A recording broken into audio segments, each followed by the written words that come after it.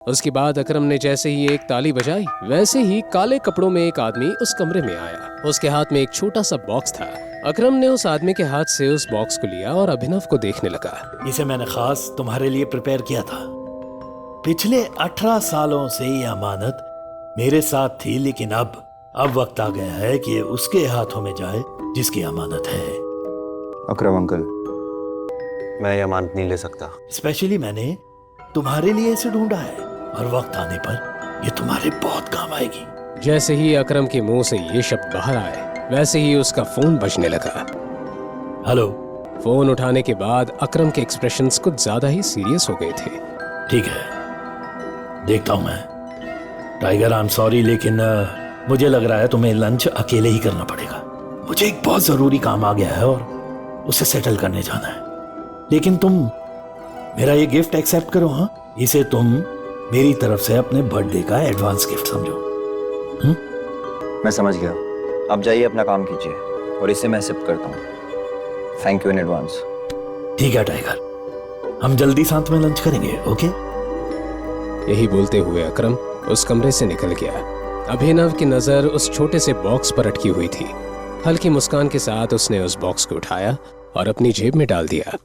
Lunch में हर variety का खाना था, लेकिन अकरम का ऐसे जल्दबाजी में वहां से चले जाना अभिनव के लिए चिंता का विषय बन गया था। पता नहीं अकरम अंकल को अचानक से क्या काम आ गया।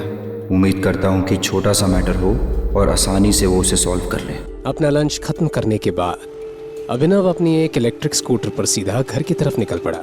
घर पहुंचने के बाद जैसे ही उसने उस बॉक्स को खोला, वैसे ही उसमें से एक अलग तरह की खुशबू आने लगी। उस खुशबू को सूंघकर अभिनव का दिमाग हिल गया था। उसकी स्मेल उसे काफी लुभावनी लग रही थी। उस बॉक्स में एक कैप्सूल थी। उसे देखकर अभिनव के मन में कई तरह के सवाल नाचने लगे थे। क्या है ये? क्या ये सच में कोई दवाई है? क्या सच में इसे खाने के बाद शरीर में ताकत आ जाएगी? लेकिन ये कोई जड़ी बूटी वाली पिल की तरह लग रही है। कहीं ऐसा तो नहीं अकरम अंकल को किसी ने बेवकूफ बना दिया हो?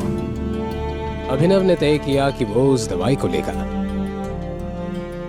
उसने जैसे ही उस पिल को अपने मुंह में रखा, उसे पानी की जरूरत ही नहीं पड़ी।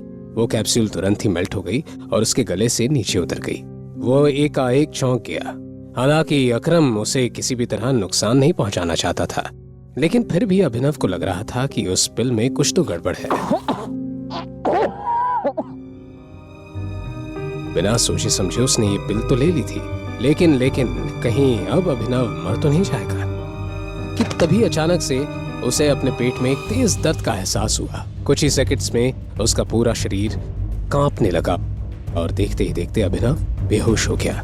जब उसकी आंख खुली तो लगभग रात हो गई थी। अभिनव ने आंख खोली थी कि तभी अचानक से उसे तेज बदबू आने लगी। इस समय उसके कपड़े पूरी तरह गीले हो गए थे और उनमें से भी बदबू आ रही थी।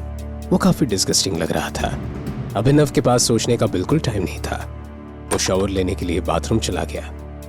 अपने शरीर को अच्छे से साफ करने में उसे करीब 1 घंटा लगा। नए कपड़े पहनकर वो बाथरूम से बाहर आए। बेहोश होने के बाद जिस जगह पर वो गिरा, उस जगह पर येलोइश कलर का लिक्विड जम गया था। वहाँ से और भी ज्यादा बदबू आ रही थी और उसे साफ करने में अभिनव को और आधा घंटा लगा। अकरम अंकल को किसी ने बेवकूफ़ी बनाया है। ताकत वाकत तो छोड़ो, दर्द अलग दे दिया है। ऊपर से ये बदबू। मुझे तो अभी ये भी नहीं पता कि इस दवाई के और कितने साइड इफेक्ट्स होंगे। जैसे ही कमरे की सफाई हुई, वैसे ही अनन्या और हरदेव घर आ गए। अच्छी शॉपिंग होगी ना आज, है ना? और टाइम पर भी हो गए, एकदम टाइम पर। तुमने खाना बना दिया? दरअसल मुझे काम था तो मैं खाना नहीं बना पाया। मैं सोचता था क्यों नहीं आज हम बाहर खाना खाने चल रहे। अच्छा, आज से पहले तो ऐसे बहाने सुनने को मिले नहीं थे। सारा दिन घर पर रहते हो, काम धाम करने का कुछ है नहीं।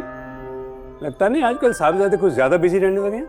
अनन्या को भी अभिनव की बात कुछ हजम नहीं हुई, लेकिन अभी कुछ दिनों से अभिनव का बदला रूप देखकर अनन्या अभिनव से चिढ़ नहीं सकती थी। इसलिए अनन्या ने कहा, एक्चुअली दादाजी, मैं भी सोच रही थी कुछ दिनों से क्यों ना हम खाना खाने बाहर चले। अनन्या की इस हरकत से अभिनव को समझ आ गया कि वो उसकी मदद कर रही है। अभिनव का दिल गार्डन हो गया।